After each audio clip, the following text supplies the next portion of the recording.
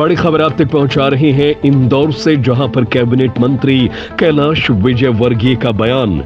राहुल गांधी की तबीयत, विमान खराब होने पर किया कटाक्ष। बोले, यह सब जनता के रिस्पॉन्स पर डिपेंड करता है। अगर जनता रिस्पॉन्स नहीं दे रही तो तबीयत खराब हो जाती है। कांग्रेस प्रदेश अध्यक्ष जीतू पटवारी पर साधा निशाना। कहा, पटवारी बड़े नेता हैं और उन पर मैं टिप्पणी करूं यह ठीक नहीं। जब से पटवारी अध्यक्ष बने तब से उनकी आधी पार्टी गायब हो गई है। कांग्रेस के प्रति लोगों का विश्वास कम हुआ। कांग्रेस का मैनिफेस्टो को देखकर लगता है कि मुस्लिम लीग का मैनिफेस्टो है। छिंदवाड़ा में रिकॉर्ड मतों से भाजपा की जीत होगी। जबलपुर क्लस्टर की सभी 6 सीटों पर भाजपा जीतेगी। कांग्रेस प्रत्याशी अक्षय बम के बलि का बकरा के बयान पर दी प्रतिक्रिया। कहा, जब नेता जनता के बीच में जाता है तो उसे उसकी हैसियत का पता चलता है। कांग्रेस में जनता की रुचि कम दिख रही है, इससे उनको भी आभास हो गया। 400 पार के नारे के साथ आरक्षण समाप्त करने के कांग्रेस के बयान पर कहा, यह मूर्खतापूर्ण बयान है। कश्मीर में धारा 370 के कारण वहां किसी दलित को आरक्षण नहीं मिला। हमने धारा 370 हटाई और उसके बाद वहां दलितों को आरक्षण मिला। कांतिलाल भूरिया के भाजपा प्रत्याशी पर शराब पैसे बांटने के बयान पर बोले, कांग्रेस कुछ भी आरोप लगा सकती है। कभी ईवीएम पर आरोप लगाते हैं, जहां जीत मिलती है वहां ईवीएम माता को पूजते हैं, जहां हारते हैं तो ईवीएम को दोष देते हैं। इंदौर में हम विधानसभा 1 में 1 लाख और पूरे इंदौर से 8 लाख से जीतेंगे। सीटें लाकर आरक्षण को खत्म करना चाहती है। देखिए, ये मूर्खतापूर्ण बयान है। ये लोगों को गलतफहमी पैदा करने वाला बयान है।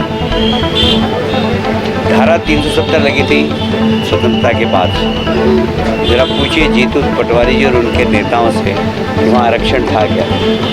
धारा 370 हटने के बाद वहाँ के दलित भाइयों को आरक्षण किसने दिया? मोदी जी ने दिया। आप तो आरक्षण रोकने का काम करते हैं। बताइए, जम्मू कश्मीर में आरक्षण मिला क्या किसी दलित को स्वतंत्रता के बाद से अभी तक? जब धारा 370 हटी उसके बाद वहाँ पर दलित भाइयों को आरक्षण मिला। तो आरक्षण समाप्त करने वाले कौन लोग जिन्होंने धारा 370 लगाई? और इसलिए पहले इतिहास भूगोल पढ़ें जीतू पटवारी जी, उसके बाद कोई चर्चा।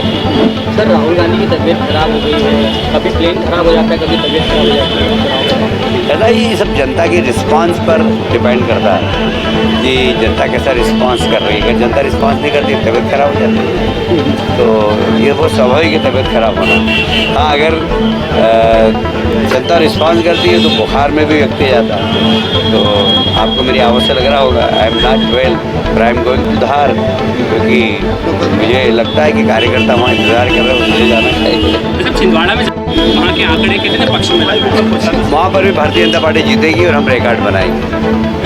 मतलब हमारी 6 की 6 सीट जो कि मध्य प्रदेश में 6 सीटों पर हम जीतेंगे। मैं 6 सीट पर होकर आया, मेरे को पहले उधर का ही क्लस्टर का प्रभारी बनाया था, तो मैं सभी सीटों पर गया था और हम जीते। कांग्रेस के प्रत्याशी कह रहे हैं इंदौर में मेरे आचार विचार कह रहे हैं मुझे बलि का बकरा बना दिया, मैं वही बलि का बकरा। कांग्रेस प्रत्याशी जो है उन्होंने स्वीकार कर लिया कि कॉन्फिडेंस लूज हुआ है या फिर माहौल देख कर कहीं।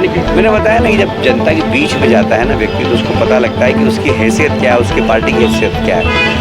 हम जनता के बीच में जाते हैं तो लोग हमसे चर्चा करते हैं, उससे पता लगता है कि हमारी पार्टी के प्रति लोगों का रुचि है, हमारे नेता के प्रति लोगों की रुचि है, हमारे उम्मीदवार के प्रति लोगों की रुचि है, तो वैसा रिस्पॉन्स मिलता है। अब देखिए, ये वार्ड हमारे लिए बड़ा टफेस्ट वार्ड है और यहाँ पर भी आपने देखा कि बड़ा स्नेह प्यार मिला लोगों का और हर वर्ग के लोगों ने हमें प्यार दिया है, चाहे बोहरा समाज के लोग हो, चाहे मुस्लिम समाज के लोग हो, सबने हमारा स्वागत किया। तो ये जो काम को सलाम करना इस देश के स्वभाव में है, तो मुझे लगता है कि हमने काम किया है और काम की अपेक्षा भी हमसे ही है लोग।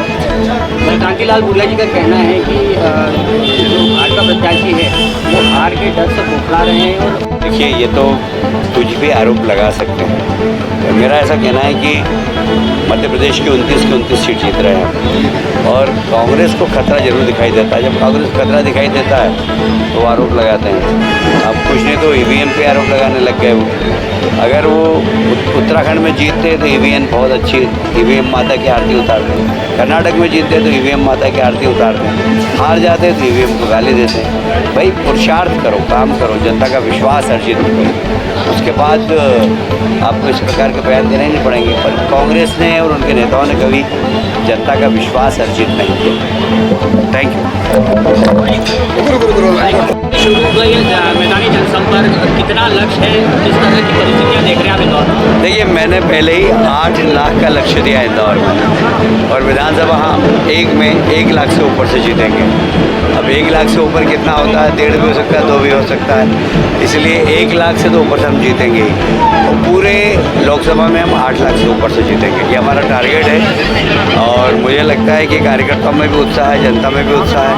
लोग मोदी जी को एक बार फिर से तीसरी बार प्रधानमंत्री के रूप में देखना चाहते हैं, और देश जिस प्रकार उनके नेतृत्व में प्रगति कर रहा है, तो आज हर देशवासी ये चाहता है कि भारत को अगर कोई आगे बढ़ा सकता है तो नरेंद्र मोदी जी।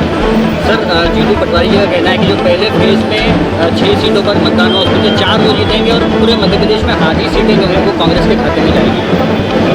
ऐसा है कि जीतू पटवारी जी बड़े नेता हैं, बड़े नेता के बारे में कुछ कमेंट्स करूं ये अच्छी बात नहीं है। पर जिस दिन वो अध्यक्ष बने थे उस दिन से आज तक कांग्रेस के प्रदेश में आधे कार्यकर्ता रह गए, आधे तो है ही नहीं। तो जब कार्यकर्ता ही नहीं उनके पास तो कैसे जीतेंगे? दूसरी बात ये कि न उनके नेता पे कोई विश्वास नहीं। अब उनके नेता कब क्या बोलते हैं, आप कांग्रेस का मैनिफेस्टो उठा के देख लीजिए, ऐसा लगता है कि कोई वामपंथी ने बनाया या मुस्लिम लीग ने बनाया, ऐसा उनका पूरा की पूरा घोषणा पत्र है। तो उन्होंने देश के बारे में तो चिंतन ही नहीं, उनका कुर्सी के बारे में चिंतन है। और देश की जनता देश के लिए वोट देना चाहती है, देश को आगे बढ़ाने के लिए वोट देना चाहती है। तो मुझे लगता है कि बहुत साफ दिख रहा है। अभी आपने देखा होगा मुस्लिम भाइयों ने भी हमारा सम्मान किया, हमारा साथ बोहरा समाज के बहन तो साथ में चल रही है। तो ये जो विश्वास अर्जित किया है विकास का मोदी जी ने, उसमें सारे देश की जनता मोदी जी के साथ। सर, अमित जी और मोदी जी का भी दौरा है अब इंदौर तरफ, तो उसको देख हम कैसे देखते हैं?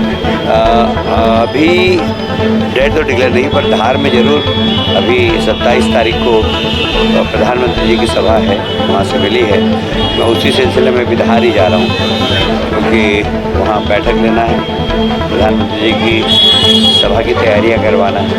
और वहाँ पर भी 24-25 तारीख को फॉर्म भरा जाएगा। तो हमने मुख्यमंत्री से निवेदन किया है कि वो समय निकाल कर अगर आ जाएंगे तो अच्छा रहेगा। मुख्यमंत्री जी 25 तारीख को इंदौर, धार, झाबुआ तीनों ही स्थानों पर फॉर्म भरने के लिए हमने उनसे आगे